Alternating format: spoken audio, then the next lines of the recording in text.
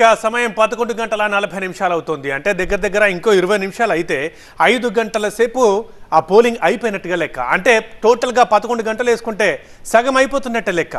So ఇందులో voting శాతం ఎక్కువగా నమోదైంది. కానీ ఇప్పుడు మిగతాదే మేజర్ పార్ట్, ఇదే కీలకం కాబోతోంది.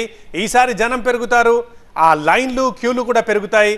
సో ఈ నేపథ్యంలో ఎంత వాతావరణం చల్లగా ఉన్నా సో ప్రజలందరికీ కూడా ఒక సూచన, ఇది సమ్మర్ కాబట్టి, దట్టు ఎండలు ఇంకా ఎక్కువ కొడుతున్నాయి కాబట్టి అక్కడ జాగ్రత్తగా ఉండాలి, ప్రశాంతంగా ఉండాలి. అండ్ ఇదే టైంలో ఈ పీక్ హౌస్లో కూడా కొంతమంది అల్లరి మూకల విధ్వంసం చెలరేగే అవకాశం ఉంది. వాళ్ళను కఠినంగా హెచ్చరిస్తున్నారు పోలీసులు.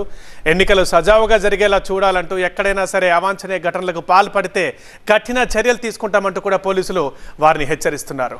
ఇన్ఫాక్ట్ పృథ్వీ, ఉదయం మాక్ పోలింగ్ జరుగుతున్న టైంలోనే 1-2 చోట్ల స్వల్ప ఉద్రిక్త వాతావరణం ఏర్పడింది.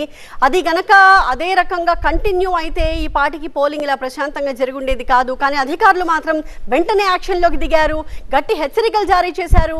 ఎవరైనా ఇలాంటి చర్యలకు పాల్పడితే గట్టి చర్యలు ఉంటాయని చెప్పి తీవ్రంగా హెచ్చరించిన నేపథ్యంలో ప్రస్తుతానికైతే అక్కడక్కడ చిన్న చెదురుమదురు ఘటనలు మినహా పెద్ద స్థాయిలో ఘటనలు ఏమీ జరగట్లేదు. పోలింగ్ ప్రశాంతంగానే జరుగుతోంది.